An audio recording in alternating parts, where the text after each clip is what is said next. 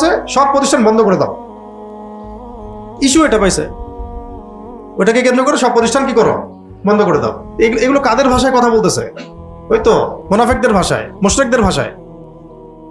ভারতের মতো জায়গায় সব প্রতিষ্ঠান বন্ধ করে দেওয়ার হুমকি দিল। তাহলে এই প্রতিষ্ঠানগুলোতে, সেকুলার প্রতিষ্ঠানগুলোতে যে সমস্যাগুলো হচ্ছে এগুলোর কারণে কি এগুলো বন্ধ করে দিবে? প্রবলেম হলে মাথা ব্যথা করতেছে, ওষুধ আছে, নাকি মাথা কেটে ফেলে দিবে? মাথা ব্যথা করলে কি করবেন? কেটে ফেলে দিবেন না মেডিসিন দিবেন? মেডিসিন হচ্ছে ইসলামী আইন, ইসলামী আইনের সুষ্ঠু প্রয়োগ। ইসলামী আইনের সুষ্ঠু প্রয়োগ কি শুধু এই ক্ষেত্রেই হবে না সব ক্ষেত্রে হবে? তো সেটা কোথায়?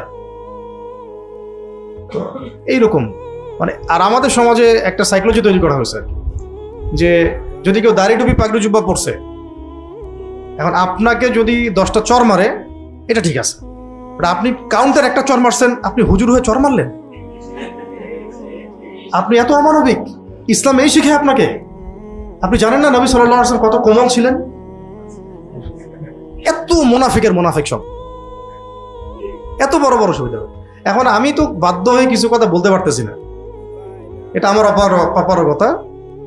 তবে আমি আস্তে আস্তে কিছু বিষয় আপনাদেরকে জানাই দিব ইনশাআল্লাহ, যাতে ভবিষ্যতে আপনাদের জন্য দিনের কাজ করতে সুবিধা হয়। কারণ আমাদের এখন প্রয়োজন, আমাদের এখন প্রয়োজন হচ্ছে প্রত্যেকটা মানে অঞ্চল বলতে বোঝাচ্ছি এলাকায়, পাড়ায়, মহল্লায়, গ্রামে গঞ্জে মুখলেস দায়ী তৈরি করতে হবে। মুখলেস দায়ী 1 জন 2 জন 10 জন 20 জন ভাই দিয়ে, অ্যাক্টিভিস্ট দিয়ে আপনি এটা করতে পারবেন না। বাংলাদেশে যা দরকার সেটা করতে পারবেন না। আর আমি যোগ্যতা বলতে ফেসবুক অনলাইনের যোগ্যতাকে বোঝাচ্ছি না, কখনোই না। এটা যোগ্যতার কোনো মানদণ্ডই না। বহু অ্যাক্টিভিস্টকে আমরা দেখছি যে একামত দিতে ভয় পায়, ভয়ে লজ্জায় দিচ্ছে না, কারণ তার উচ্চারণ সহি না, তিলাওয়াত ঠিক মতো করতে পারে না, ভয় একামত দিচ্ছে না, তিলাওয়াত করতেছে না, ইমামতি করতেছে না। এইগুলোকে মানদণ্ড মনে করবেন না। ক্লাসিক্যালি পড়তে হবে এবং ক্লাসিক্যালি যোগ্য হতে হবে, তারপরে আপনি দায়ী হন, অ্যাক্টিভিস্ট হন, যে কোনো প্রফেশনে থাকেন, দিনের কাজ করেন, সমস্যা নেই। আমাদের এরকম শত শত হাজার হাজার লক্ষ লক্ষ দায়ী তৈরি করতে হবে, তারপরে রেভলিউশন আসবে। এই যে ইব্রাহিম আলাইহিস সালাম যেটা বলছেন, ইয ক্বালা লিআবিহি ওয়া কওমিহি মাযা তা'বুদুন, এটা আপনাদেরকে বলতে হবে যে তোমরা কিসের ইবাদত করতেছো, কিসের পিছনে ছুটতেছো তোমরা। পুরো নেশন ছুটতেছে একটা আল্লাহ বিরোধী ইয়ার দিকে, কনসেপ্টের দিকে, তাগুতের দিকে, ন্যাশনালিজমের দিকে, ডেমোক্রেসির দিকে, সেকুলারিজমের দিকে, কমিউনিজমের দিকে, পশ্চিমা তন্ত্রমন্ত্রের দিকে। দিন দিন মানুষ এলজিবিটির দিকে ছুটতেছে, সমকামিতার দিকে ছুটতেছে। আর যারা আমরা ইসলাম পালন করছি তাদেরকে পার্শিয়াল ইসলাম পালনে অভ্যস্ত করা হচ্ছে, যে জীবনের কিছু অংশে ইসলাম পালন করছে, বাকি অংশে সে যেমন তেমন, নামাজও পড়ছে, মাদকও খাচ্ছে, রোজাও রাখতেছে, এদিকে ঘুষও দিচ্ছে, এদিকে ইসলামের লেবাস পোশাক আছে, হজমরা করছে, এদিকে সুদও খাচ্ছে। সবকিছু একটা জগা খিচুড়ি হচ্ছে। এই ইসলাম দিয়ে আমরা বিজয় তো লাভ করতে পারবোই না, কাফেরদের হাতে মাইর খাওয়া ছাড়া আমাদের কোনো অপশন থাকবে না। আর এটা যতই আপনারা মনে করেন আবেগ দিয়ে যে আমাদের শাপলা আছে, আমরা শাপলার মানে আদর্শ বহন করি, কিছু হলে শাপলায় যাবেন, স্লোগান দিবেন, বাইতুল মোকাররমের সামনে যাবেন, স্লোগান দিবেন, এই গুটি কয়েক অ্যাক্টিভিজম দিয়ে আসলে দিনের শরিয়া প্রতিষ্ঠা বা জিহাদ হবে না। এটা হচ্ছে একটা চেইন অফ কমান্ডের দরকার পুরো দেশব্যাপী। আমির থাকতে হবে, মামুর থাকতে হবে, আসসামু ওয়া তাআ থাকতে হবে, আমির থাকতে হবে, মামুর থাকতে হবে, অনুসারী, আসসামু ওয়া তাআ থাকতে হবে, শুনলাম মানলাম, বায়াত থাকতে হবে, এবং ধারাবাহিক অ্যাক্টিভিজম থাকতে হবে, মাঠে ময়দানে, অনলাইনে না। মাঠে ময়দানে অ্যাক্টিভিজম কেমন? যদি কোনোভাবে আমাদের আপা কামব্যাক করেন, আপনি দেখবেন যে তার যারা অনুসারী ছিলেন তারা মুহূর্তেই সব জায়গায় সেট আপ রেডি হয়ে গেছে। কিভাবে হয়েছে? অ্যাক্টিভিজম দিয়ে, অনলাইন অ্যাক্টিভিজম দিয়ে। মাঠ পর্যায়ে, রুট লেভেল পর্যন্ত তাদের কর্মী আছে। সেম আরেকটা যে দল আছে যারা এখন ক্ষমতায়, তারাও সেম। কিন্তু যারা আল্লাহর এই জমিনে, আপনার মুসলিম বঙ্গ বলেন, এখানে শরিয়া আইন কায়েম করতে চান, দিন প্রতিষ্ঠা করতে চান, আমাদের চেইন অফ কমান্ড নাই। নো আমির, নো মামুর, নো সামু ওয়া তাআ, নো বাইআ হোয়াটসোএভার। আর রুহামা বাইনাহুম নাই।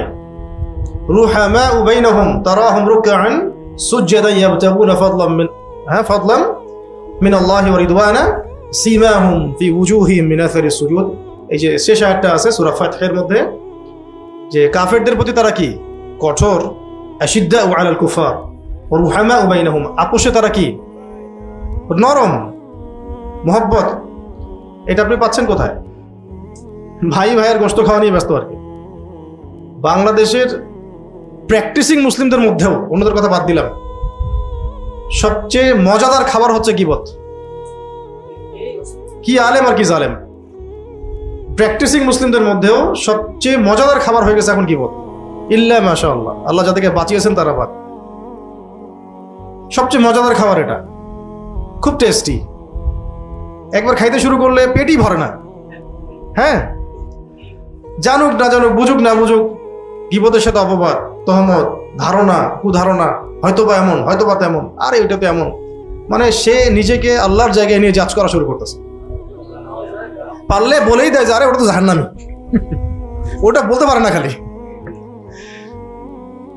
তো এইগুলো দিয়ে ভাই দিনের ওই কাঙ্ক্ষিত বিজয়টা হবে না। ইব্রাহিম আলাইহিস সালামের মতো আমাদেরকে আগে এইভাবে কওমকে প্রশ্ন করা শিখতে হবে যে মাযা তা'বুদুন, কিসের ইবাদত করতেছো তোমরা, কি করতেছো তোমরা? আর এটা একটা কথা, তোমরা করতেছোটা কি? কি তারপরে উনি বলছেন আইফকান আলিহাতান দুনাল্লাহি তুরিদুন, তোমরা কি আল্লাহকে বাদ দিয়ে, তোমরা কি আল্লাহ, মহান আল্লাহকে বাদ দিয়ে অলিক ইলাহ সমূহের ইবাদত করছো? প্রশ্নটা এমন, তোমরা আল্লাহকে বাদ দিয়ে কি মিথ্যা অলিক ইলাহ এগুলোর ইবাদত করছো? ওই সময় তারা ইবাদত করছিল কিসের? মূর্তির, মূর্তির, নক্ষত্রের, চাঁদের, সূর্যের, গাছপালার, প্রকৃতির ইত্যাদি। আবু জাহেলের সময় কি হচ্ছে? লাত, উজ্জা, হবল, মানাত, এইগুলাই।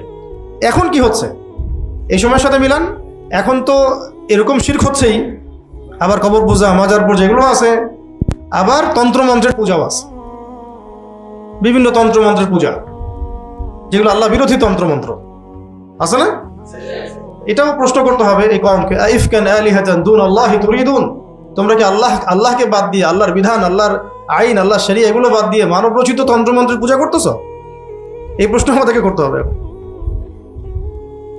তারপরে ফামা যান্নুকুম বিরাব্বিল আলামিন, রব্বুল আলামিন সম্পর্কে তোমাদের কি ধারণা? রব্বুল আলামিন সম্পর্কে তোমরা কি ধারণা রাখো? তোমরা কি ধারণা রাখো যে তিনি শুধু নামাজের রব, রোজার রব, যাকাতের রব, রাজনৈতিক, সামাজিক, অর্থনৈতিক এইসব হেদায়েতের রব তিনি নন? ওটা মানা হয় কোথায়? কোথায় মানা হয়? বেশিরভাগ মানুষ আমাদের দেশে ব্যক্তিগত জীবন আল্লাহকে মানি, আল্লাহর বিধানকে মানি, যারা মানার চেষ্টা করি, কিন্তু রাজনৈতিক জীবনে গিয়ে, অর্থনৈতিক জীবনে গিয়ে, সামাজিক জীবনে গিয়ে আমরা আল্লাহ পাকের বিধানটা মানি না, পরোয়াই করি না। বেশিরভাগ পরোয়াই করি না, আমরা মানতেই চাই না যে আসলে আল্লাহ পাকের পক্ষ থেকে এই ক্ষেত্রেও বিধান আছে। সরাসরি তো বলে দেয় কেউ কেউ যে আমরা শরিয়া আইন টাইন মানি না। কেউ বলে দেয়, ইসলামী লেবাস নিয়ে, নাম নিয়ে বলে দেয় আমরা তো শরিয়া আইন প্রতিষ্ঠা করতে চাই না, সরাসরি বলে দেয়। তো কি প্রতিষ্ঠা করতে চান আপনি? তাগুত, আল্লাহ বিরোধী আইন? আল্লাহর আইনের বাহিরে ইনসাফটা আছে কোথায়? যে ইনসাফের কথাটা বলা হয় যে আমরা ইনসাফ প্রতিষ্ঠা করতে চাই, ইনসাফটা কোত্থেকে আনবেন আপনি? ফরাসি বিপ্লব থেকে? নাকি চে গুয়েভারের আন্দোলন থেকে? নাকি মার্কসের দর্শন থেকে? না স্টেলিন থেকে? নাকি মাও সেতুং থেকে? না মুসোলিনি থেকে? কোত্থেকে আনবেন?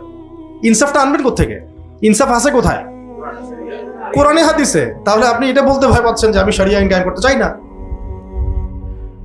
এগুলো বলে তো লাভ হবে না, কারণ আপনি যতই লিবারাল হওয়ার চেষ্টা করেন তারা আপনাকে স্পেস দিবে না। আপনাকে তারা পা চাটাবে, পা, তাও স্পেস দিবে না। এখানে লড়াইটা আরো 100 গুণ কঠিন। কেন? কারণ লিবারেল যারা হওয়ার চেষ্টা করছে তাদেরকেও তারা স্পেস দিচ্ছে না। কারণ ভয়ে, যদি লিবারেলিজম নিয়েও এসে যদি ইসলামের কিছু বাস্তবায়ন করে দেয়, ভয়ে। আর আপনারা চাচ্ছেন আল্লাহ পাকের জমিনে শরিয়া কায়েম করতে, এগুলোর কথা বলতে চান, এগুলো মানুষকে জানাতে চান। আপনাদের লড়াইটা তো 1000 গুণ কঠিন। মানে আমাদের এখনো এই জাতি এর বীজই বপন হয়নি। এখানে এই যে আদর্শটা, এটার বীজই এখনো বপন হয়নি। ধরে নেন যে এখন থেকে আপনাকে মিনিমাম 10-20 বছর দাওয়াতের কাজ করতে হবে। তাও আপনাকে আমাকে একা না, সবাই মিলেই করতে হবে। তারপরে একটা কম হয়তো তৈরি হবে ইনশাআল্লাহ। যারা আল্লাহর জমিনে আল্লাহর দিন চায়। আর এই ভাইদের যাদের কথা বলছি তাদেরকে আপনি অবজ্ঞা করবেন না, তাদেরকেও আমাদের শক্তি হিসেবে কাজে লাগাতে হবে। তারা তো অমুসলিম না, ঠিক আছে? এবং দাওয়াতের কাজটা সব মহলেই করতে হবে, সব মহলেই। কে জানে কোনো তাগুতপন্থী থেকেই দেখা যাবে যে ওমর রাদিয়াল্লাহু আনহুর মতো একজন সাহাবীর মতো মানুষ বের হয়ে আসতেছেন। সাহাবীর মতো বলতে বোঝাচ্ছি যে ওই আদর্শের, যেমন ওমর রাদিয়াল্লাহু আনহু দারুন নাদওয়া থেকে বের হয়ে আসলেন না, বের হয়ে এসে ইসলামের বলিষ্ঠ সৈনিক হয়ে গেলেন, খোলাফায়ে রাশেদাদের মধ্যে অন্তর্ভুক্ত হয়ে গেলেন, প্রকাশ্যে ইসলামের দাওয়াত শুরু হয়ে গেল, একাই পুরো 100 জনকে চ্যালেঞ্জ করা শুরু করলেন। এরকম বহু মানুষ বের হয়ে আসবে ইনশাআল্লাহ, যারা এখনো হয়তো যারা দেখা যাবে তাগুতের কোনো বাহিনীতে আছে, অথবা কোনো পলিটিশিয়ান মানে পলিটিক্সের মধ্যে আছে, অথবা হারামের মধ্যে আছে, অথবা আল্লাহদ্রোহী কোনো মতবাদের মধ্যেই আছে, এমনকি নাস্তিকও আছে, সেও হয়তো বের হয়ে আসবে। দাওয়াত সব মহলেই দিতে হবে। ফামা যন্নুকুম বিরাব্বিল আলামিন। এরপরে আয়াতে এসেছে 88 নম্বর আয়াতে, ফানাযারা নাযরাতান ফিন নুজুম। এবার তিনি ওই নক্ষত্রের দিকে তাকালেন, নজর দিলেন, নক্ষত্র তারকারাজিগুলোর দিকে তাকালেন। কে? এবং বললেন ফাকালা ইন্নী সাকিম, এবং বললেন যে আমি অসুস্থ, আমি অসুস্থ। কখনকার ঘটনা বুঝতে পারছেন তো? ওটা তো ব্যাখ্যা করছি না। ওই যে পুজো হবে, মেলা হবে, ওটা তো জানেন তো আপনারা। হ্যাঁ, তুমি যাবা কিনা, ওইটা শর্টকাটে বলা হচ্ছে এখানে আর কি, সামারি করে। ফানাযারা নাযরাতান ফিন নুজুম ফাকালা ইন্নী সাকিম। তিনি তারকার রাজির দিকে তাকালেন, বললেন যে আমি অসুস্থ। সত্যি কথা বলতে চতুর্দিকে যখন আপনি গুনাহ দেখবেন, শিরক দেখবেন, কুফর দেখবেন, পাপ আর পাপ, এই যে আমাদের কওম ইস্যু নিয়ে দিশেহারা, আপনিও বলবেন যে আমি অসুস্থ। আমি কি ভাই, আমি আকাশের দিকে তাকায় বলবেন আমি তো অসুস্থ। বুঝতে পারছেন কথাটার মানে গভীরতা কোথায়? উনি কিন্তু ফিজিক্যালি এখানে অসুস্থতা বোঝান নাই, ওনার মন ভালো নাই, আমি মেন্টালি এখনো সিক না, মানে আমি মেন্টালি সাউন্ড নাই, আমি ভালো লাগছে না এগুলো আমার। এটা এড়িয়ে যাওয়ার জন্য, সব ফিতনাগুলো এড়িয়ে যাওয়ার জন্য তিনি বলেছেন আমি অসুস্থ। এটা মিথ্যা কথা না, কিন্তু এটা কৌশল করা। চতুর্দিকে গান বাজতেছে ধুম ধারাক্কা, আপনি কি করবেন? আয় এখানে, আয় পার্টিতে, আপনি বলবেন যে আমি ভাই অসুস্থ আছি, তোরা যা। এরকম না, আপনি মেন্টালি অসুস্থ, মানসিকভাবে আপনি ভালো নাই, কারণ আপনার মনটা সায় দিচ্ছে না। এটা একটা খুব ভালো একটা আয়াত, মানে খুব চমৎকার একটা আয়াত। কিন্তু এরকম সিচুয়েশনে মুমিনরা পড়বেই এই ফিতনার জামানায়, যেমন বলতে আপনি বাধ্য হবেন যে আমি অসুস্থ, আমি পারবো না। তো এরপরে ফাতাওয়াল্লাউ আনহু মুদবিরিন, এরপর তাকে রেখে তারা সবাই চলে গেল। তাকে বলতে কাকে? ইব্রাহিম আলাইহিস সালামকে রেখেই তারা চলে গেল। যখন আপনি আপনার জায়গায় অটল থাকবেন, তারা আপনাকে ছেড়ে দিবে। আপনি কনফ্লিক্টে যান নাই, বলেছেন যে আমি এসবের সাথে একমত না, আপনারা যান, পড়েন, আমি অসুস্থ, চলে গেছে ওরা। এবার তিনি যেটা করলেন, ফারাগা ইলা আলিহাতিহিম, এবার তিনি ফারেগ হলেন। ফারেগ হলেন মানে হচ্ছে কি হলেন? নিজের ফারেগ হলেন মানে অবসর পেলেন এমন না, মানে তিনি পুরোপুরি সন্তর্পণে ধীরে সুস্থে প্ল্যান করে দেবতাগুলোর দিকে গেলেন। দেবতাগুলো বলতে ওই সময়কার যে মূর্তিগুলা। ফাকালা আলা তাকুলুন, এবার গিয়ে তাদেরকে বলছেন যে আলা তাকুলুন, তোমরা এগুলো খাবা না? দেবতাগুলোকে বলছেন ফাকালা আলা তাকুলুন, তোমরা এগুলো খাবা না? খাবারগুলো খাবি না তোরা? এরকম কথা। এইভাবে বললে আবার আমাদের অনেক সুশীল বের হয়ে যাবে। আপনি কি দেবতাদেরকে গালি দিলেন? হ্যাঁ, ধর্মীয় অনুভূতিতে আঘাত করলেন নাকি? না, বরং আমরা আমাদের কমিউনিটির মধ্যে যে হিন্দু ধর্মাবলম্বী ভাইরা আছেন, ওই অর্থে ভাই বললাম আর কি, আদম সন্তান, শরিয়ার দৃষ্টিকোণ থেকে, ধর্মের দৃষ্টিকোণ থেকে তো ভাই না, আদম আলাইহিস সালামের সন্তান। তো তাদেরকে আমরা বলতে চাই যে এখানে ইব্রাহিম আলাইহিস সালাম যে একটা মূলনীতি অবলম্বন করেছেন, এটা আপনি আপনার দেবতার সামনে গিয়ে করেন। দেবতার সামনে দাঁড়ায় বলেন আলা তাকুলুন, তুমি খাবা না এটা? দেখেন কি অ্যান্সার আসে। তুমি খাবা না? সূরা মারিয়ামে আরো আছে যে হে আমার ইয়া আবাতি, হে আমার বাবা, তুমি লিমা তা'বুদু, তুমি এমন ইলাহের ইবাদত কেন করো, মা লা ইয়াসমাউ, যে শুনে না, মা লা ইয়াসমাউ ওয়া লা ইউবসিরু, এবং দেখেও না। মা লা ইয়াসমাউ ইয়া আবাতি লিমা তা'বুদু মা লা ইয়াসমাউ ওয়া লা ইউবসিরু ওয়া লা ইউগনি আনকা শাইআ, এবং তোমার কোনো উপকারও করতে পারে না, ক্ষতিও করতে পারে না।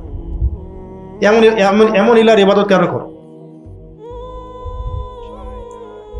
তো এইভাবে প্রশ্ন আপনিও করেন, যান ইবাদত আপনার ইলার সামনে দাঁড়ান, গিয়ে বলেন যে আলা তাকুলুন, তুমি কি খাবা না? মা লাকুম লা তানতিকুন, আরো প্রশ্ন করতে হবে, মা লাকুম লা তানতিকুন, হে ইলাহরা তোমাদের কি হলো, তোমরা কথা বলছো না কেন? এটা কার স্টেটমেন্ট? ইব্রাহিম আলাইহিস সালাম। আলা তাকুলুন, তোমরা কি খাবা না এই ভোগ প্রসাদগুলা? মা লাকুম লা তানতিকুন, কি হইলো, কথা বলো না কেন? কারণ কোনো অ্যান্সার আসতেছে না, আবার জিজ্ঞাসা করছে কি হলো, কথা বলো না কেন? আরে খাইতে না পারো, কথা তো বলতে পারবা। খেতেও পারতেছে না, কথাও বলতে পারছে না। সূরা হজের মধ্যে আছে যে মাছিও তাড়াতে পারছে না, গায়ের মধ্যে একটা মাছি বসলে সেটা তাড়াতেও পারছে না, উপকারও করতে পারছে না, ক্ষতিও করতে পারছে না, শুনেও না, দেখে না। আপনারা তারপরে এদের ইবাদত করেন আর বলেন যে এদের আদর্শে রামরাজ্য কায়েম করবে। একটা প্রাণী, চতুষ্পদ প্রাণী, যাকে আল্লাহ পাক আমাদের জন্য সৃষ্টি করেছেন, তার গোবর আপনার খাওয়াচ্ছে, আপনাদেরকে তার মূত্র আপনাদেরকে খাওয়াচ্ছে। কোন ধর্ম চিন্তা করছেন আপনি? তাহলে আপনাদের উচিত হবে, এই হিন্দু ভাইদের উচিত হবে ধর্মগ্রন্থ নিয়ে এই সন্ন্যাসীদেরকে, যারা ধর্মগ্রন্থ চর্চা করে, ওদেরকে চ্যালেঞ্জ করেন গিয়ে, এটা আছে কোথায় আমার ধর্মে, দেখাও দেখি, দেখাইতে পারে নাকি তারা। বরং তাদের ধর্মগ্রন্থ থাকবে যে আল্লাহ একজন, আল্লাহ একজন, তাদেরকে দাওয়াত দেওয়া উচিত। আপনাদেরকে জাহান্নামের পথে নিয়ে যাচ্ছে। ধর্মগ্রন্থ পড়েন, পড়ে আপনাদের ধর্মনেতাদেরকে চ্যালেঞ্জ করেন, হুজুরদের পিছনে লাগাবাদ দিয়ে, যে আমার ধর্মে আছে কোথায় স্ট্যাচু ওয়ার্শিপ করতে হবে। স্ট্যাচু তো শুনেও না, দেখেও না, নড়েও না, চড়েও না, মাছিও দাঁড়াতে পারে না, প্রসাদ দিলে খেতেও পারে না, কথাও বলে না, কিসের ইবাদত করতেছে না? তো ইব্রাহিম আলাইহিস সালাম কিন্তু এগুলো টেস্ট করলেন, শুধু গিয়ে কুড়াল দিয়ে ভেঙে দিয়েছেন এমন না কিন্তু। খেয়াল করে দেখছেন, একটার পর একটা প্রশ্ন করতেছেন, তারপরে ফারাগ আলাইহিম দরবাম বিল ইয়ামিন, এবার কথা আর বলিস না, তোর সাথে কথা বলে কি হবে, একদম কুঠার নিয়ে, ডান হাতে কুঠার নিয়ে দরব, মানে মাই শুরু করলেন। ফারাগ আলাইহিম দরবাম বিল ইয়ামিন, ফারাগ আলাইহিম দরবাম বিল ইয়ামিন, এরপর সে, মানে ইব্রাহিম আলাইহিস সালাম, এদের উপরে সবলে আঘাত করা শুরু করলেন, সজোরে। ডান হাতের কথা মানে সজোরে আঘাত করা শুরু করলেন ইব্রাহিম আলাইহিস সালাম। এবার ওই সময়কার দেবতা যেগুলো ছিল, এগুলোর উপর সজোরে আঘাত করা শুরু করলেন। এটা আপনি আবার এখন করতে যান না, কারণ এই শোনেন, এই আঘাত করার সুন্নত আছে আমাদের। কোত্থেকে নিব সুন্নতটা? মুহাম্মদ রাসূলুল্লাহ সাল্লাল্লাহু আলাইহি ওয়াসাল্লাম মক্কার 13 বছর, মক্কার 13 বছর আঘাত করেছিলেন নাকি ওগুলো থাকা অবস্থাতেই ইবাদত করেছেন? থাকা অবস্থাতেই ইবাদত করেছেন। যতক্ষণ না দাওয়াতের সাথে সাথে জিহাদের মধ্য দিয়ে ইসলামী ইমারা বা খিলাফা কায়েম না হচ্ছে এবং ইসলাম রাজনৈতিকভাবে শক্তিশালী না হচ্ছে ওই জায়গায়, ততক্ষণ আপনি ভাঙতে পারছেন না। যখন হয়ে যাবে তখন ওয়াকুল জাআল হক ওয়া যাহাকাল বাতিল ইন্নাল বাতিলা কানা যাহুকা পড়বেন আর ভাঙবেন। বুঝতে পারছি? এটা হচ্ছে নবী সাল্লাল্লাহু আলাইহি ওয়াসাল্লামের সুন্নাহ। 13 বছর কোনো শব্দ হয় নাই, চুপচাপ দাওয়াতের কাজ, দাওয়াত দাওয়াত দাওয়াত। এবং আমরা একটা টু শব্দ করি নাই তাদের। টু শব্দ বলতে তাদের কোনো ইলাহকে গালি দেওয়া হয়নি, কখনোই গালি দিইনি আমরা, শুধু সত্য মিথ্যা স্পষ্ট করা হয়েছে। ওই সময় কোনো রকমের সামরিক বা এরকম আঘাত করা, ভেঙে ফেলা কিছুই করা হয়নি, বরং হিজরত করে চলে যাওয়া হয়েছে। পরবর্তীতে মদিনা ইসলামী রাষ্ট্র কায়েম হয়েছে। এই রাষ্ট্র থেকে আরো দাওয়াত ও জিহাদের মধ্য দিয়ে টেরিটরি এক্সপ্যান্ড করেছে। পরে মক্কা বিজয় হয়েছে। সেই মক্কা বিজয় হওয়ার পরে কোনো মূর্তির অস্তিত্ব রাখা হয় নাই, সবগুলোকে ভেঙে ফেলা হয়েছে। কারণ ওই জায়গায় তখন মুসলিমদের কর্তৃত্ব প্রতিষ্ঠা হয়েছে। এই জায়গায় কি আপনি আসছেন এখনো? আমাদের মানে কি যে বুঝ, সুবহানাল্লাহ, সিরাতের অনেকের আল্লাহ বুঝদান করেন, মক্কা বিজয় না করেই একদম এই মক্কা বিজয়ের মতো গণক্ষমা করে দেয়, বলে মাফ করে দিলাম, কারণ মক্কা বিজয় নবী সাল্লাল্লাহু আলাইহি ওয়াসাল্লাম মাফ করে দিয়েছেন। আপনি কি মক্কা বিজয় করছেন যে সবাইকে গণহারে মাফ করে দিলেন? বরং যত বড় বড় ফ্যাসিস্ট জালেম যারা ছিল, তাদেরকে ক্ষমার পর ক্ষমাটাই তো অন্যায় হয়েছে। এর ফলশ্রুতিতে নতুন রূপে নতুন শক্তি নিয়ে আবার জালেম এবং জুলুম ফিরে আসবে। জালেম এবং জুলুম নতুন নতুন শক্তি নিয়ে ফিরে আসবে, বিকজ আপনি মক্কা বিজয় না করেই ক্ষমার দিকে গেছেন আর কি। ওই ক্ষমা অবশ্য মানে ওই ছাড় দেওয়ার যে মানসিকতা, এটা আবার ইসলামপন্থীদের ব্যাপারে দেখা যায় না। ইসলামপন্থীদের ব্যাপারে ছাড় দেওয়ার মানসিকতা আবার আপনাদের দেখা যায় না, বরং তাদের ভুল না থাকলেও ভুল বের করা, হ্যাঁ, কিভাবে আন্ডারস্টিমেট করা যায়, কিভাবে লেগে থাকা যায়, কিভাবে ডমিনেট করা যায়, এগুলি চলতে থাকে। কিন্তু বাস্তবতা কি জানেন? বাস্তবতা হচ্ছে যে অদূর ভবিষ্যতে এই দাড়ি টুপিওয়ালা মোল্লাদের হাতেই আপনাদের বিচার হবে ইনশাআল্লাহ। কারণ দাড়ি টুপিওয়ালা মোল্লারাই সামনে বিশ্বের শাসন ক্ষমতা পেতে যাচ্ছে। এটা শুনলে হাসবে এরা, কিন্তু এটা বাস্তব, এটাই বাস্তব। সেটা আমরা হবো কিনা জানি না। আমাদের যে অবস্থা ইমান আমলের, তাকওয়ার, দিনের বুঝের, হয়তো আমরা সেই দাড়ি টুপি বলা না, কিন্তু দাড়ি টুপি বলা যোগ্য মানুষদের হাতেই আল্লাহ পাক ক্ষমতা দিবেন, এটা নিশ্চিত। আমরা বলছি না আমরাই তারা, আমরা তো আসলে হিসেবেই পড়ি না, কোনো দিক থেকে যোগ্য না। আমরা যোগ্য হলে তো আমরা এতদিন করতামই, যোগ্য হলে তো এতদিন আমাদের হাতে হয়তো চলেই আসতো। আমরা যোগ্য না, কিন্তু যোগ্য কম আসবে নিশ্চিত, এটা ইনশাআল্লাহ। এখন আমাদের কাজ হচ্ছে প্রজন্ম থেকে প্রজন্ম এই দাওয়াতগুলো ছড়ায় দেওয়া। এখন যে প্রজন্মকে আল্লাহ কবুল করবেন ইনশাআল্লাহ সেই প্রজন্মের হাতেই বিজয় হবে। তো এটা তো শুনলেন, কি করলেন তিনি, ওগুলো কি করলেন? তো এখন কি আপনি ভাঙবেন? এই কাজ করতে যান না। ফরাগু আলাইহিম দরবাম বিল ইয়ামিন, সবলে তিনি আঘাত করলেন। ফাকবালু ইলাইহি ইয়াজিফুন, এবার লোকেরা ছুটে আসলো তার দিকে। কোন লোকেরা? যাদের ইলাহ, তারা সবাই ছুটে আসলো। ক্বালা আতা'বুদুনা মা তানহিতুন, এবার ইব্রাহিম আলাইহিস সালাম ভয় পান নাই, বরং তিনি উল্টা প্রশ্ন করলেন যে আতা'বুদুনা মা তানহিতুন, তোমরা কি তাদের ইবাদত করো যাদেরকে তোমরা নিজের হাতেই সৃষ্টি করেছো? তোমরা কি তাদের ইবাদত করো যাদেরকে তোমরা নিজ হাতে সৃষ্টি করেছো? ওয়াল্লাহু খালাকাকুম, আল্লাহ তোমাদেরকে সৃষ্টি করেছেন। ওয়া মা তা'মালুন, আর তোমরা যে আমল করো, মানে তোমরা নিজের হাতে যাদেরকে সৃষ্টি করেছো, এটাও কার সৃষ্টি? আল্লাহর সৃষ্টি। তো প্রকৃতপক্ষে আল্লাহই তোমাদেরকে সৃষ্টি করেছেন, এবং তোমরা যা তৈরি করো সেটাও। তোমরা আসলে আল্লাহকে বাদ দিয়ে কার ইবাদত করছো? ক্বালু বুনু লাহু বুনিয়ানান, এবার তাদের কোনো অ্যানসার নাই। ভালো করে এই জায়গাটা খেয়াল করে, তাদের কোনো উত্তর নাই। এই যে প্রশ্নগুলো অকাট্য প্রশ্ন না, কার ইবাদত করো, কথা শুনে না, দেখে না, মাছি তাড়াইতে পারে না, খায় না, কথা বলে না, নিজের হাতে সৃষ্টি করেছো, আল্লাহকে বাদ দিয়ে কার ইবাদত করছো? সিমিলারলি এই সমাজে যেগুলো হচ্ছে, যে মতবাদগুলা, যে আদর্শগুলা, যে রিবা, যে জুলুম, যে ওই পশ্চিমাদের তন্ত্রমন্ত্র থেকে শুরু করে শিরক, কুফর, হারাম, মানবরচিত বিধান, এগুলো কোত্থেকে আসে? সব কিছুই আল্লাহ বিরোধী। তো এই যে তোমরা এগুলোর ইবাদত করছো, কি হুজ্জাত, তোমাদের প্রমাণ কি, এর পিছনে দলিলটা কি? কোনো অ্যান্সার নাই, কিন্তু এখানেও কোনো অ্যান্সার নাই, টকশো ফাটানো ছাড়া, চিল্লাচিল্লি করা ছাড়া, আর উল্টাপাল্টা দলিল দেওয়া ছাড়া। উল্টাপাল্টা দলিল, গরুর লেজ ছাগলের পিছনে লাগাই দেবে, ছাগলের লেজ গরুর পিছনে লাগাই দেবে, এগুলো ছাড়া কিন্তু কোনো অকাট্য দলিল নাই, কোনো হুজ্জাত নাই। কি আছে? যেটা ওই সময়কার মুশরিকদের ছিল। তারা বলছে ক্বালু বুনু লাহু বুনিয়ানান, অত কথা বাদ দাও, ইব্রাহিমের জন্য একটা আগুনের কুণ্ডলী বানাও। এর সাথে কথায় পারা যাচ্ছে না, সাথে ক্বালু বুনু লাহু বুনিয়ানান, এর জন্য একটা প্রাচীর বেষ্টিত অগ্নিকুণ্ড বানাও। ফালকুহু ফিল জাহিম, এবং ইব্রাহিমকে এখানে ফেলে দাও।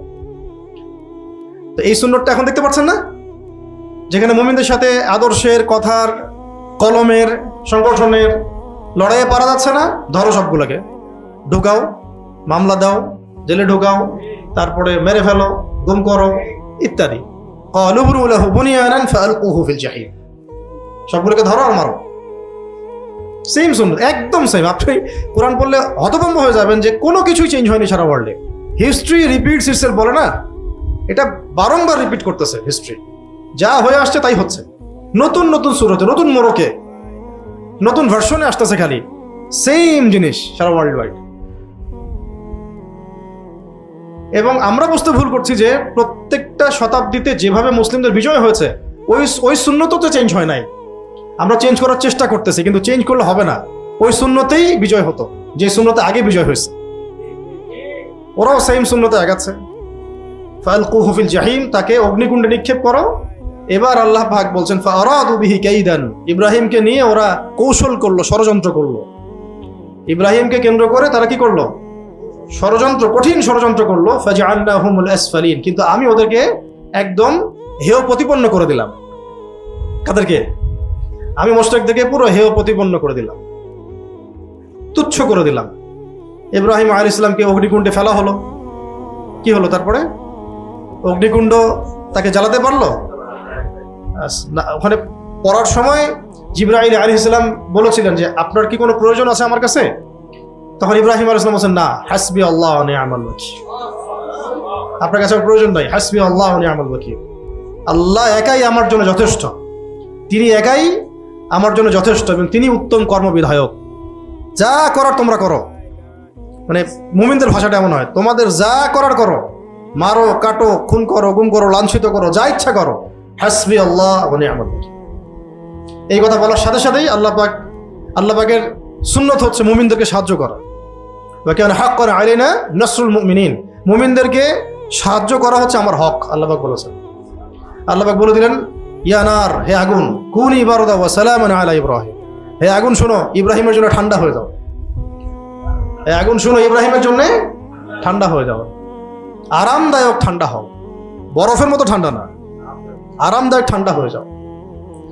এটা দেখে তো কাফেরদের অবস্থা খারাপ, অবশ্যই জমা হচ্ছে। জুলুম করে কেউ কখনো পার পায় নাই, আজকের জালেমরাও পার পাবে না। এবার ইব্রাহিম আলাইহিস সালাম বলছেন, ওয়াকালা ইন্নী যাহিবুন ইলা রাব্বি সায়াহদিন, অনেক হয়েছে, আমি এবার আমার রবের পথে চললাম, আমি চললাম আমার রবের পথে, তিনি আমাকে পথ দেখাবেন। কি আয়াত এটা, তাই না? মানে এটা অনেক অনেক মানে হৃদয়ের গভীর থেকে আয়াতটা আসছে। ওই ভাষাটা আল্লাহ হুবহু নকল করছেন এখানে। ওয়াকালা ইন্নী যাহিবুন ইলা রাব্বি, আমি চললাম আমার রবের দিকে। মানে বাবাও কথা শুনলো না, পরিবার নাই, সমাজ শুনলো না, আগুনে ফেলে দিল, তখন তো তার সাথে আর কেউ নাই, তিনি একা। এবং আল্লাহ রাব্বুল আলামিন যখন কাউকে তার করে নিতে চান তখন তাকে পরীক্ষায় ফেলেন, এবং পরীক্ষা করে করে আল্লাহ পাক তাকে ভেঙে ফেলেন, ভিতর থেকে তাকে ভেঙে ফেলেন। তার হৃদয়ের মধ্য থেকে সমস্ত অলিক ভালোবাসাগুলোকে আল্লাহ পাক মিটায় ফেলেন, তাকে আল্লাহর জন্য খাস করে নেন, দুনিয়ার মিথ্যা বাস্তবতা তাকে বুঝান। হ্যাঁ, সবচেয়ে কাছের মানুষদেরকে তার আল্লাহ পাক তাকে কষ্ট দেন, আল্লাহ পাক তাকে ভিতর থেকে ভেঙে দেন, একা করে নেন। কার জন্যে? কারণ আল্লাহ পাক তাকে চাচ্ছেন, আল্লাহ পাক তাকে তার করে নেন।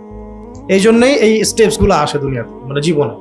ইব্রাহিম আলাইহিস সালামের উপর এই সমস্যাগুলো গেল, অগ্নি পরীক্ষা দিলেন, তিনি অগ্নি পরীক্ষা দিলেন। তারপরে বলছেন, ওয়াকালা ইন্নী যাহিবুন ইলা রাব্বি সায়াহদিন, আমি আমার রবের পথে চললাম, নিশ্চয়ই তিনি আমাকে পথ দেখাবেন। রব্বি হাবলি মিনাস সালিহিন, আল্লাহ আমি তো একা, আমাকে সুসন্তান দান কর। রব্বি হাবলি মিনাস সালিহিন, আল্লাহ আমাকে সুসন্তান দান কর। 87 বছর বয়সে গিয়ে সন্তান হয়েছে। সন্তান হয়েছে কার গর্ভ থেকে? হাজরা আলাইহিস সালাম। সুসন্তান পেতে হলে এই দোয়াটা আমরা করব, রব্বি হাবলি মিনাস সালিহিন। এবার ফাবাশশারনাহু বিগুলামিন হালিম, আল্লাহ পাক বলছেন আমি তাকে সহনশীল সন্তানের সুসংবাদ দিলাম। কেমন সন্তান? হালিম মানে সহনশীল, সহনশীল সন্তানের সুসংবাদ দিলাম। তিনি কে? ইসমাঈল আলাইহিস সালাম। এইবার তাকে রেখে আসা হলো কোথায়? আচ্ছা, একটু আমি শেষ করবো, একটু ধৈর্য ধরেন। তাকে রেখে আসা হলো কোথায়? মক্কায়। মা এবং সন্তানকে রেখে আসা হলো মক্কায়। আচ্ছা, মক্কায় রেখে আসার পরে কিছু খাবার ছিল, কিছু পানি ছিল। এবার ইব্রাহিম আলাইহিস সালাম ওখান থেকে চলে আসছিলেন। স্ত্রী কি বললেন, আপনি কি আল্লাহর আদেশে আমাদেরকে রেখে যাচ্ছেন? আমি শর্ট করে বলছি, তিনি বললেন যে হ্যাঁ সূচক মাথা নাড়লেন। তো তিনি তখন কি বলেছিলেন যে তাহলে আল্লাহ রাব্বুল আলামিন আমাদেরকে ধ্বংস করবেন না, যদি আপনি আল্লাহর আদেশে আমাদেরকে এখানে রেখে গিয়ে থাকেন তাহলে আল্লাহ আমাদেরকে ধ্বংস করবেন না। তার ইব্রাহিম আলাইহিস সালামের ওই যে হাসবি আল্লাহ ওয়া নি'মাল ওয়াকিল, আর তার স্ত্রী হাজরা আলাইহিস সালাম, নিশ্চয়ই আল্লাহ আমাদেরকে ধ্বংস করবেন না। মিল পাচ্ছেন? বাবা যেমন, মাও তেমন। খেয়াল করে দেখছেন? এই যুগে এরকম নারী হাজারে লাখে একটাও জুটবে কিনা আল্লাহ সন্দেহ আছে। সারা দুনিয়ার সব কিছু দেওয়ার পরেও ডিসিভড হতে পারে না। এই জন্যে আমি বিষয়টাকে এখন আর কি আপনাদেরকে সতর্ক করার জন্যে, বা হয় না যে কারো তিক্ত অভিজ্ঞতা আছে, সে আপনাকে ডিরেকশন দিচ্ছে, এবং এই ডিরেকশনটা কিন্তু হাজারটা ডিরেকশন হচ্ছে ভালো হবে, যে কিছু কিছু ক্ষেত্রে আবেগ, ইমোশন, তাড়াহুড়া, নফসের ধোঁকা, এগুলো মহব্বত, অন্ধ ভালোবাসা, এগুলোতে না পড়ে বিচক্ষণতার সাথে পুরো খোঁজখবর নেওয়া, সময় নেওয়া, হিস্ট্রি জানা, ঘাটা, ফ্যামিলি ব্যাকগ্রাউন্ড সব কিছু বিবেচনা করে একটা ডিসিশনে যাওয়া বেটার। কারণ এটা বড় উদ্দেশ্য হচ্ছে আপনারা ভুল না করেন, কেউ যেন ভুল না করে। কিছু বিষয় আছে যেটা বললে আমাদেরকে গালি খাইতে হইতে পারে, কিন্তু ওইটা জেনেই কথাটা বলতেছি এই কারণে যাতে আপনি ভুল না করেন, আপনার জন্য, ঠিক আছে? আর দিন শেষে এই প্রত্যেকটা বিষয় আমাদের জন্য রহমত, এত বড় রহমত যেটা না হলে পরে হয়তোবা ওই যে ইন্নী যাহিবুন ইলা রাব্বি সায়াহদিন, এই জায়গা পর্যন্ত মানুষ আসতে পারবে না। এটা বুঝতে পারছি? আচ্ছা, আরেকবার বলতেছি যে যখন তিনি চলে যাচ্ছিলেন তিনি বললেন আমি আল্লাহর প্রতি তাওয়াক্কুল করলাম, আল্লাহ আমাদেরকে হেফাজত করবেন। এবার যখন পানি এবং খেজুর শেষ হয়ে গেল, সাফা আর মারওয়া তিনি সাই করলেন, দৌড়াদৌড়ি করলেন পানির জন্য। কে? হাজরা আলাইহিস সালাম। আজ পর্যন্ত সেই সুন্নাত আল্লাহ পাক জীবিত রেখেছেন। উমরা যান, হজে যান, সাই করতে হবে। তো যখন একজন মানুষ পরিপূর্ণ আল্লাহর প্রতি তাওয়াক্কুল করে, তখন তার একটা দৌড়ানো আল্লাহ পাক রেখে দেন স্মৃতি হিসেবে, কিয়ামত পর্যন্ত থাকবে এখন এই চেতনাটা। আর এই সাই করতে করতেই দেখা গেল যে জমজম কূপের সৃষ্টি হয়ে গেছে। আল্লাহ পাকের অলৌকিক গায়েবী মাদত চলে আসলো, যে কূপের পানি এক ফোঁটাও এখন পর্যন্ত কমেনি, এখন ওই অবস্থাতেই আছে। যে নিয়াতে খাবেন সেই নিয়াত পূর্ণ হয়ে যায়। জমজমের পানি খাওয়ার একটা দোয়া আছে, এটাও শিখাই দিই। আল্লাহুম্মা ইন্নী আসআলুকা ইলমান নাফিআন ওয়া রিজকান ওয়াসিআন ওয়া শিফাআন মিন কুল্লি দা। আল্লাহুম্মা, হে আল্লাহ, ইন্নী আসআলুকা, আমি তোমার কাছে প্রার্থনা করছি, ইলমান নাফিআন, উপকারী জ্ঞান, ওয়া রিজকান ওয়াসিআন, প্রশস্ত রিজিক, ওয়া শিফাআন মিন কুল্লি দা, সমস্ত রোগ থেকে শেফা। এটা দোয়া। এছাড়াও যে কোনো দোয়া করে খাওয়া যাবে। তো এখন দেখেন জমজম সৃষ্টি হয়ে গেছে কার স্মৃতিতে? ওই হাজরা আলাইহিস সালাম, ইসমাইল আলাইহিস সালাম। এখনো এই যে হজ উমরা করতে গেলে এগুলো পরে যদি যান তাহলে উপলব্ধি করতে পারবেন প্রত্যেকটা কাজ। আচ্ছা, শেষ করি। এরপরে যখন তিনি বড় হলেন, বাবা আবার আসলেন ফিলিস্তিন থেকে, ওখানে থাকেন সারা আলাইহিস সালাম। কোথায়? ওই যে শামে। তো ফালাম্মা বালাগা মাআহু সা'য়া, এরপরে যখন এই সন্তান ইসমাঈল বাবার সাথে ছোটাছুটি করতে শিখলো, মানে বাবার সাথে দৌড়াদৌড়ি করতে শিখেছে, তখন আল্লাহ রাব্বুল আলামিন আদেশ করলেন তাকে কি করতে? জবাহ করতে। তখন ইব্রাহিম আলাইহিস সালাম বলেন, ক্বালা ইয়া বুনাই ফালাম্মা বালাগা মাআহু সা'য়া, যখন সন্তান বাবার সাথে চলাফেরা করতে শিখলো, ক্বালা ইয়া বুনাইয়া, ইব্রাহিম আলাইহিস সালাম বললেন, হে আমার সন্তান, ইন্নী আরা ফিল মানামি, নিশ্চয়ই আমি আমার স্বপ্নে দেখেছি, আন্নী আযবাহুকা, আমি তোমাকে জবাহ করছি, ফানজুর মাযা তারা, তোমার রায় কি আমাকে বলো। রায় জিজ্ঞাসা করছে। একমাত্র আদরের সন্তান, বাবাই জানে সন্তানের প্রতি আকর্ষণ, টান, মহব্বত কেমন।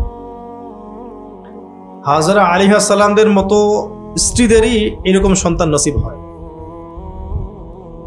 ফ্যামিলিস্ট রেভলিউশনে ধোকায় পড়া মেয়েদের এগুলো নসিব হয় না, ঠিক আছে?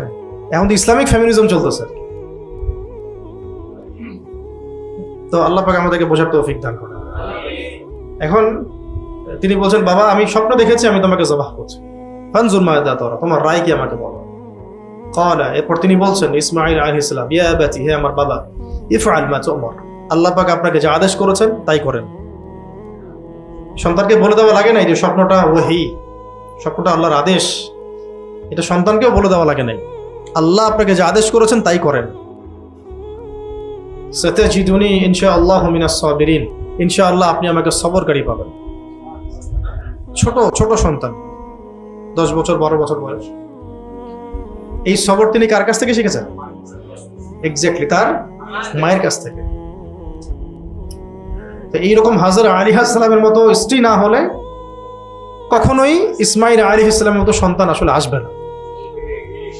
আর মা যদি হাজরা আলাইহিস সালামের মতো না হয়, সে কখনো ইসমাইল জন্ম দিতে পারে না, অসম্ভব। আর এইরকম হাজরা খুঁজে পাওয়াও তো আমি বলবো সবচেয়ে সৌভাগ্যের বিষয় এখন এই যুগে। হাজরা আলাইহিস সালামের মতো একজন নেককার স্ত্রী খুঁজে পাওয়াটা সবচেয়ে সৌভাগ্যের বিষয় এখন এই যুগে আর কি।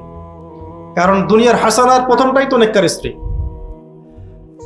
আর এটা না হয়ে যদি অন্য কিছু হয়, তাহলে সে বেচারা আল্লাহ পাকের বড় পরীক্ষা আছে, অথবা তার অনেক গুনাহ আছে, আল্লাহ পাক কাফারা দিচ্ছেন। দুটার একটা।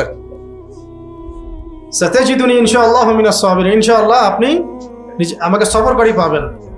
দেখেন এই বয়সের ছেলেপেলেদের অবস্থা আমাদের দেশে দেখেন, আমাদের সোসাইটির মধ্যে এই 10 বছর 12 বছর 15 বছরের ছেলেপেলেদের অবস্থাটা দেখেন, কি অবস্থা দেখেন। Phone, games, addiction, TikTok, online, জুয়া, মেয়েটে তো আছেই, অন্যান্য বিষয় তো আছেই, নেশা টেশা আছে, কিশোর গ্যাং, এগুলোই চলতেছে। এবং এই বয়সের এই যে 12 বছর 15 বছর পর্যন্ত যে জেনারেশনটা আছে আমাদের, আমার মনে হয় তাদের 80%কে আপনি কোরআন পড়াইতে পারবেন না, পড়তে পারবেন না, তারা তিলাওয়াত করতে পারবে না, কোথাও শিখে নাই। মানে জেনারেলদের কথা বলছি, মাদ্রাসার ছেলেপেলেদের কথা বলছি না। আর এখানে উনি বলছেন জীবন দেওয়ার কথা, আমাকে জবাহ করবেন বাবা, ঠিক আছে করেন, ইনশাল্লাহ আমি সবর করব। কথাটা এরকম আছে, আপনি আমাকে জবাহ করতে যাচ্ছেন, ঠিক আছে করেন, আমি ইনশাল্লাহ সবর করব। মানে আল্লাহর রাস্তায় পুরো জীবন দিয়ে দেওয়ার যে মানসিকতা, যে প্রত্যয় ইসমাইল আলাইহিস সালামের মধ্যে ছিল। আগেকার মানুষদের মধ্যে কি আল্লাহর মহব্বতটা ছিল, এগুলো মাথা ঘুরে যায় এগুলো বল। শুধু তাই না, ফালাম্মা আসলামা ওয়া তাল্লাহু লিল জাবিন, এবার আল্লাহ পাক বলছেন ফালাম্মা আসলামা, এরপর যখন দুজনে আত্মসমর্পণ করলো, এখানে ইসলাম শব্দ প্রয়োগ করা হচ্ছে, আসলামা, যখন তারা দুজনে আত্মসমর্পণ করলো। ইসলাম মানে তাহলে কি? আত্মসমর্পণ করা। জবাহ করতে হবে, রাজি হয়ে গেলেন, এটার নাম ইসলাম। এটার নাম কি? ইসলাম। আর নামাজ পড়তে বলে নামাজ পড়তেছে না, বলতেছে মুসলিম। যাকাত দিতে বলে যাকাত দিচ্ছে না, বলতেছে মুসলিম। হুদুদ, কিসাস, পর্দা টর্দা কিছুই মানতেছে না, মুসলিম। ইসলাম শব্দের অর্থ কি তাহলে? আল্লাহর সামনে আত্মসমর্পণ করা, অবনত চিত্তে আল্লাহ পাকের আদেশ মেনে নেওয়া। এখানে জীবন দিতে বলা হচ্ছে, তোমাকে জবাহ করব। দুজনেই আত্মসমর্পণ করলেন, বাবাও এবং সন্তানও। বাবা জবাহ করার মধ্য দিয়ে আল্লাহর বিধানের সামনে আত্মসমর্পণ করলেন, আর সন্তান জীবন দিয়ে দিব এই জন্য আত্মসমর্পণ। দুজনকে বলা হচ্ছে তারা দুজন ইসলাম আত্মসমর্পণ করলো। ইসলামা সামি'না ওয়া আতা'না, শুনলাম মানলাম। ইয ক্বালা লাহু রাব্বুহু আসলিম ক্বালা আসলামতু লিরাব্বিল আলামিন, যখনই আল্লাহ পাক বলেছেন ইসলাম কবুল করো, মানে যখনই আল্লাহ পাক বলেছেন যে আমার সামনে আত্মসমর্পণ করো, ক্বালা আসলামতু লিরাব্বিল আলামিন, ইব্রাহিম আলাইহিস সালাম বলেছেন আমি জগৎসমূহের রবের সামনে আত্মসমর্পণ করলাম। ইসলাম আসলে কোত্থেকে শিখবো আমরা? মডারেটদের থেকে, পশ্চিম থেকে, আমেরিকা থেকে, সুশীলদের থেকে, মোনাফেকদের থেকে? ইসলামের ডেফিনেশনটা আসবে কোত্থেকে? এখান থেকে। আল্লাহ পাকের বিধান চলে আসছে, চুপচাপ চোখ বন্ধ করে মেনে নিতে হবে, এর নাম ইসলাম। কোনো প্রশ্নও করা যাবে না এখানে। এখানে তারা কোনো প্রশ্নও করেন নাই, কেন করব? বাচ্চাকে কেন জবাই করব? আমি তো ছোট, আমাকে কেন জবাই করবেন? আমার তো কোনো অপরাধ নাই। এর পিছনে যুক্তি কি, বিজ্ঞান কি, দর্শন কি, কোনো প্রশ্ন আছে? কোনো প্রশ্ন নাই। এটা তো একটা নিখাত, মানে কি বলবো, এটা একটা হচ্ছে খাঁটি মৌলবাদী কনসেপ্ট। এটা একটা কি খাঁটি মৌলবাদী কনসেপ্ট। আপনারা হাসতেছেন, এটাকে আপনি কিভাবে ডিফাইন করবেন? এখানে কি বলেছেন সন্তান যে আমাকে যুক্তি দেন, বিজ্ঞান দেখান, দর্শন দেখান? কি রিজন? এমনকি রিজনটা কি সেটা বলেন। আব্বা জবাই যে করবেন, কি রিজন? রিজন একটাই, আল্লাহ পাকের আদেশ, এই তো। তো সেই আদেশ আমাদের সামনে আসলে আমরা বিজ্ঞান খুঁজি, দর্শন খুঁজি, হ্যাঁ, যুক্তি খুঁজি, তর্ক খুঁজি, যুগের সাথে মিলাই। এই যুগে সুদ খেয়ে না খেয়ে থাকা যায়? এই যুগে আল্লাহর আইন বাস্তবায়ন করা যায়? এই যুগে এইসব এত কঠোর ইসলামের কথা বলা যায়? এই যুগে আবার জিহাদ আছে? কত প্রশ্ন। এই যুগে পর্দা করলে কেমনে কাজ করবো? ইসলাম তো আমরা এখনো আসলে বুঝি নাই, সত্যি কথা। ইসলাম তো এখনো বুঝিনি আমরা। ইসলাম তাহলে কি? আল্লাহর বিধান চলে আসবে, চোখ বন্ধ করে মানা। এটা প্রমাণ হতে হবে যেটা আল্লাহর বিধান, প্রমাণ হয়ে গেলে চোখ বন্ধ করে মানা। এখন তারা এই শব্দ দিচ্ছে ধর্মান্ধ, অন্ধভাবে ধর্ম মানেন আপনি, মৌলবাদী, ফান্ডামেন্টালিস্ট। এগুলো না হলে তো আমি ইসলাম মানতে পারবো না। আল্লাহ রাব্বুল আলামিন আদেশ করবেন, আমি চ্যালেঞ্জ করব, কেন নামাজ পড়তে বললেন, কেন রোজা রাখতে বললেন আল্লাহ আপনি, কেন হজ করতে হবে, কেন যাকাত দিতে হবে, এটাকে প্রশ্ন করবেন আপনি? তো প্রশ্ন না করলে তো আমাকে চুপচাপ অন্ধভাবে মেনে নিতেই হচ্ছে, তো আমি তো ধর্মান্ধই হলাম, সমস্যা কি? আজীব একটা ব্যাপার। এগুলো শব্দগুলো বের করে মানে মূলত অন্য ধর্মকে কোণঠাসা করার মানে চেষ্টা করা হয় নাই। এই শব্দগুলোকে ব্যবহার করে শুধু মুসলিমদেরকে কোণঠাসা করার চেষ্টা করা হয়েছে, আপনার মতো সন্দেহ ঢুকিয়ে দেওয়া। আসলেই তো আমি অন্ধভাবে মানব, আপনার ওই যে এই চিন্তাটা, আসলেই তো অন্ধভাবে মানবো, এই করতে করতে কুফর হয়ে যাচ্ছে, ওই গোলক ধাঁধায় আপনি কুফরি করে ফেলছেন। এখানে বুঝেন, ফালাম্মা আসলামা ওয়াতাল্লাহু লিল জাবিন, তারা যখন আত্মসমর্পণ করলেন দুজনে, এবং এই যে জাবিন বলা হচ্ছে ঘাড়, এভাবে শুইয়ে দিলেন জবাহ করার সময়, সন্তানের ঘাড়টাকে যখন শুইয়ে দিলেন জবাহ করার জন্য, উপর করে দাও, আবার উপর করে শুইয়ে দিলেন জবাহ করার জন্য। ওয়ানাদাইনাহু আইয়া ইব্রাহিম, তখন আল্লাহ পাক বলছেন যে আমি আহ্বান করলাম, হে ইব্রাহিম শোনো।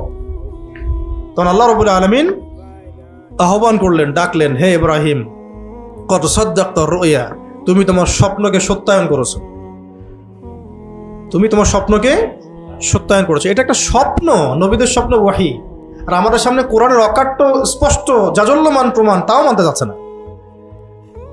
দুটোই তো ওয়াহি, কিন্তু আমরা তো কোনো স্বপ্নকে মানার কথা বলতেছি না। শরিয়া আইন একটা স্বপ্ন, শরিয়া আইন হচ্ছে একটা অকাট্য বিধান কোরআনের মধ্যে।